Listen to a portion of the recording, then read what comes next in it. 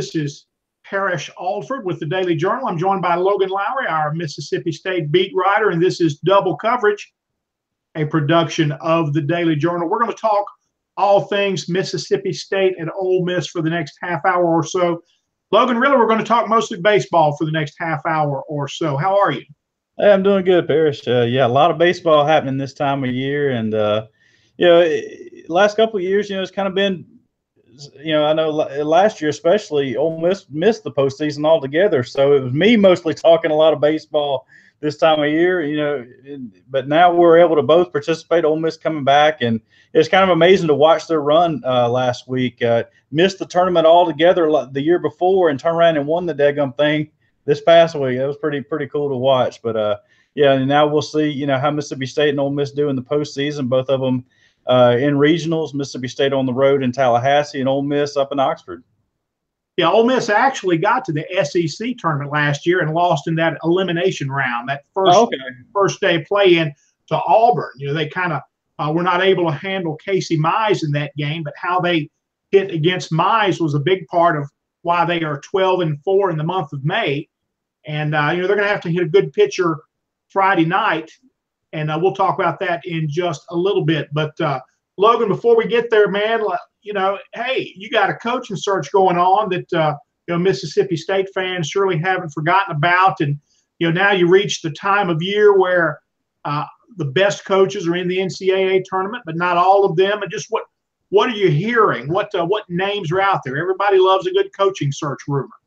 Yeah, and this is a coaching search that's kind of been on the back burner it's been on the back burner basically since February, ever since the sudden resignation of Andy Cannizzaro after those first 3 ball games down in Hattiesburg. So, this has kind of been out there, it's kind of been lingering around, and we knew, that John Cohen's going to go out, this is his, this is his area of expertise. He should be able to go out as an AD and hire a good baseball coach. I mean, this is right in his wheelhouse. So, now that the time has come, everybody's season's sort of starting to wind down. And, the hot name that's out there right now, and it could just be because this time of year, and his team is actually not making a postseason appearance, is Jim Schlossnagle from TCU, and he fits the mold of what John Cohen has said all along that he wants. He wants a guy that's been in Omaha. He's done all these things. He's just a proven winner. And Jim Schlossnagle, even though they're not in the postseason this year, they've been in it every year. And he's taken TCU to Omaha 5 times in the last 15 years. He's a 2-time National Coach of the Year. And he fits exactly what John Cohen is looking for in a coach. Now, whether it'll be him, I don't know. We're recording this as of, 5:30 on a Tuesday afternoon. So, anything could happen. I've kind of been on the lookout all day to see if anything is going to move this quickly. I mean, this thing could kind of happen at any time now. But, he's kind of the hot name that's out there right now. Obviously, there's been a lot of other national coaches that are, been in the mix over the last, couple of months. You've heard several names that have been thrown out there. So, but this is kind of the hot one right now, the kind of the one that makes sort of the most sense right now. So, we'll have to see if this makes one thing I thought that was really neat about this, Parrish, is he's making $1.5 million at TCU. So, it's not a money issue. He's obviously making very good money where he's at and is beloved where he's at. He's won ever since he's gotten there. So we'll have to see, if he emerges as Mississippi State's candidate. One thing he said earlier this week is, if Mississippi State called, he would hear what they had to say. And, I don't know if those phone calls have taken place. I'm sure they have. I'm sure they're not, really out there to us in the media just yet, with the way John Cohen likes to keep everything close to the vest. But he doesn't have a search firm out there looking. This is John Cohen out there personally handling this situation. He's going to end up with a premier coach, regardless of who it is.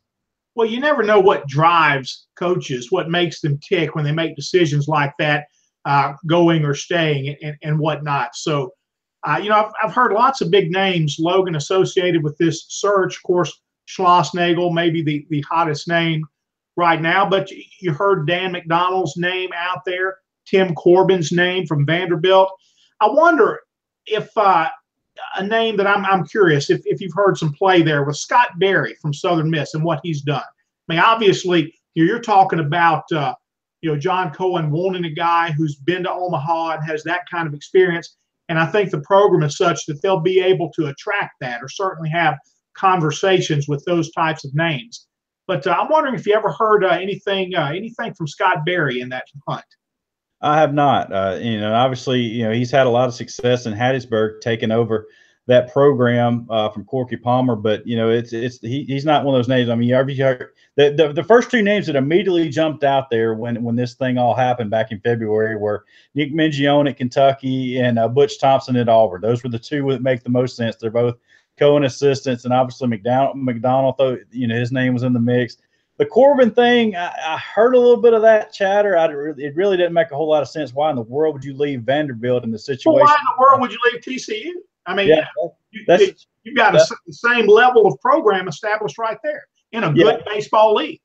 Well, TCU is a tougher, a tougher way to get, tougher way to recruit, with the way that it's a private school and stuff. I know Vanderbilt is as well, but Vanderbilt has all that scholarship money. So that's why the Vanderbilt thing really didn't make a whole lot of sense to me. But hey, Mississippi State, that's a good job. When you see that that stadium that they built over there, that's pretty daggum impressive. $55 million is going to be completed next season, and obviously things are looking up for the program right now. So, we'll have to see. It's obviously very enticing to be able to have a guy like Schlossnagle come out and say, hey, if they call, I'm going to listen. And he's been there for 15 years. He's established his name. He's like I said, 2-time National Coach of the Year. So he's a proven winner, and he's not that old. He's 47 years old, Parrish. So, he's kind of, at that juncture where he's not, an unproven commodity, kind of like when they did with Andy Cannizaro, kind of an up-and-coming type of baseball coach. They've got somebody who's already established and is not too old, and that's kind of the knock that I've had against Gary Henderson, this whole time is, I just thought Henderson's age might, take him out of the mix, but you can't, you got to tip your hat to what the job that he's done with that program this year, just taking over an absolute mess of a situation and still has Mississippi State playing baseball, June. So, he's done a phenomenal job with what he's been able to do. He just, like I said, inherited just a total absolute disaster and turned it into a positive. And it took him a while to get that thing rolling at State. They didn't start off very well. They had 12 games on the road to start the year because of the stadium still being built, and they started league play 2-7 and ended up 15-15. So, you got to take your hat off to the job he did. They didn't throw in the towel at any point. They just kept grinding. And those freshmen and first-year players that they threw out in the lineup and on the field started getting better, and things started clicking. I mean, I don't know that they'll be playing next weekend in a super regional, but I could have said that last year about that team. I didn't think that they had the pitching to go to a super regional, and sure enough, they did. So we'll have to see what happens down in Tallahassee this weekend. But like I said, you got to tip your hat to the job Gary Henderson's done. We'll talk about those regionals in just a second. Mississippi State down in Tallahassee, as you mentioned, Ole Miss at home in the Oxford Regional, hosting for the second time in 3 years. Look, big SEC tournament championship for Ole Miss. Logan, I know that all teams get to that SEC tournament with their own goals and interests, and they all treat it differently. And, and I think teams get there. For Ole Miss, for instance, I think they felt like if they won a game that they would clinch a national seed, and they were able to accomplish that against Georgia. But for all teams, Logan, they get there, they win a couple of games, all of a sudden they're in the semifinals, and at some point it clicks like, hey, we could win this thing.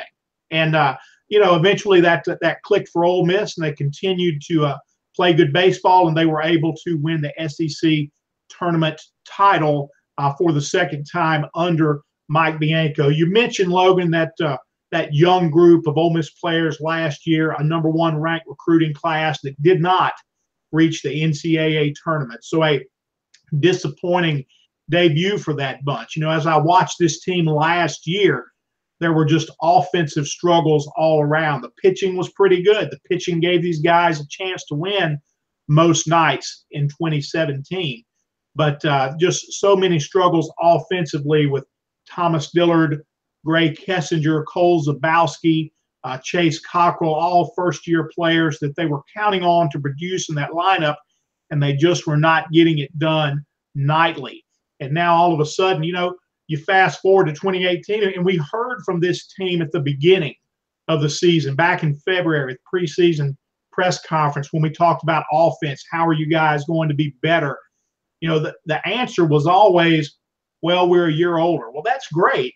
It's good to have a year's worth of experience under your belt, but that alone is not enough. But being older, plus the work they did in the off season, I just think Mike Clement, the hitting coach, deserves an incredible amount of praise for what this offense has accomplished right now. The Rebels hit 296 in that SEC tournament run. They're hitting an SEC best 303 right now, and around the top of the SEC in a number of other categories. And for that reason, you're hearing Clement's name in the mix for head coach at Kansas State. And I'm sure there will be other opportunities to come along as well, but he deserves credit for a really big turnaround for the offense. That being said, Logan, while this has been a productive and a physical offense for Ole Miss this entire season, I've been slow to get on the bandwagon of the national seed conversation, back in those days leading up to this time of year, because of the inconsistency we have seen from Ole Miss pitching. And you look at a team that went 18-12 in the league and right now has 46 wins, and you think, man, what do you mean inconsistency there on the mound? But the bottom line is, they could have put up some Florida numbers with regular season wins in the conference. They might have won the overall SEC championship outright in the regular season had they been more successful in closing some games out of the bullpen. Had they been more successful in the game 3 against Mississippi State. There were other games, 2 games against Vanderbilt, a game early in the year against Tennessee. There were some games that they just did not close well and finish.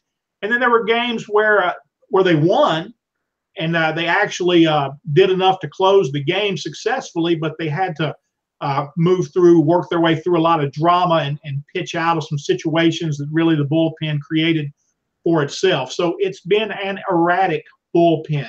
But taking that into consideration, Logan, it was really pitching that was what set Ole Miss apart in the SEC tournament. Not so much the hitting. They had 10 hits against Texas A&M, but only 2 runs. Didn't always have that big hit. This offense has been prone this season to put up that crooked number a lot. 11 runs in an inning in one of those LSU games. So they've put up the multi-run inning many times. They weren't able to do that so much in the latter stages of the SEC tournament. Did it late in the game against LSU in the championship game. But much of that championship game really was like death by paper cut. Ole Miss had 15 hits. Their first 12 hits, I think 11 were singles.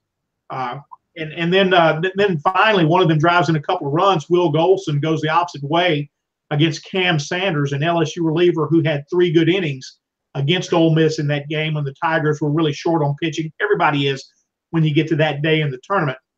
But just so many singles in that game. LSU kept Ole Miss from getting the big inning until late.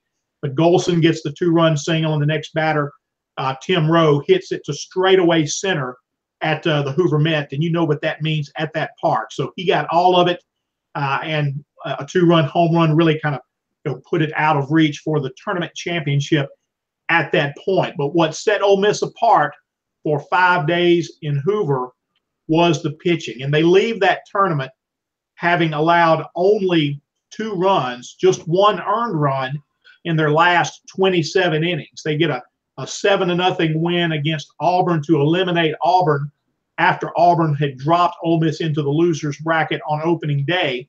They come back the next day with the big win against Texas A&M in the semifinals, 2-1, and then 9-1 against LSU in the championship game. So the pitching, the thing that I have been critical for with Ole Miss through much of this season, the inability to close games, really did it for the Rebels in the tournament championship. And if they pitch it like that in the Oxford Regional, if they hit it like they have most of the season, then they will be a team that looks very much like a number 4 seed. They looked like the number 4 seed in the SEC tournament. So what we need to see from the Rebels now is how consistent they can be with their pitching. The starting pitching really had been pretty good, Logan, since the middle of the season on. There was a time when Ryan Rollison, one of the top SEC draft prospects, really was finding himself. He wasn't that good early in the season, but he worked through some mechanical issues, and he's pitched really well the second half of the season, as has Brady Feigl. Those guys pitched well again in Hoover. The difference in starting pitching in Hoover, two guys, James MacArthur, that number 3 starter for Ole Miss, has really struggled the second half of the season, rarely getting past the 3rd inning. He goes 5 innings for Ole Miss in his start in the SEC tournament. And then Jordan Fowler comes through in the championship game, gets the start. Excuse me, that was Houston Roth. He comes through as well. You're talking about guys who haven't been SEC starters. Jordan Fowler, 6 innings in that semifinal win over Texas A&M. Then Roth coming back, giving up 1 run early and then 3 scoreless innings, getting the game under control for Ole Miss against LSU, putting the Rebels in possession to close it out. I thought the biggest key on the pitching staff, though, Logan, was Will Etheridge and the 3 innings he put together in that 2-1 win over Texas A&M, the big relief appearance there. Etheridge this year has often not been good in his second his second appearance in a weekend series. Well, this was his second appearance of the tournament. He wasn't that good in the opening game loss to Auburn. He threw 29 pitches, walked 3 guys. So he comes back later in the tournament, and he was lights out against Texas A&M. They're going to need Will Etheridge to be good 2 times in the days ahead, whether it's the regional or if they're fortunate enough to win in advance the super regional. They're going to need Will Etheridge to be good 2 times in a short window of time if this team is going to advance to Omaha. But it's a team with a lot of momentum right now, and we'll talk about that Oxford Regional in a second. Tell us about Tallahassee, Logan. Mississippi State has had success there before. Yeah, and when the whole regional conversation started up and it looked like Florida State was going to host and I knew Mississippi State was not going to host, I was like, well, I guess I'll be packing for Tallahassee. And even when all those regional projections had them in Corvallis and Conway and Raleigh, all these other places, I was like, I'm going to Tallahassee because that's where I'm going to just go.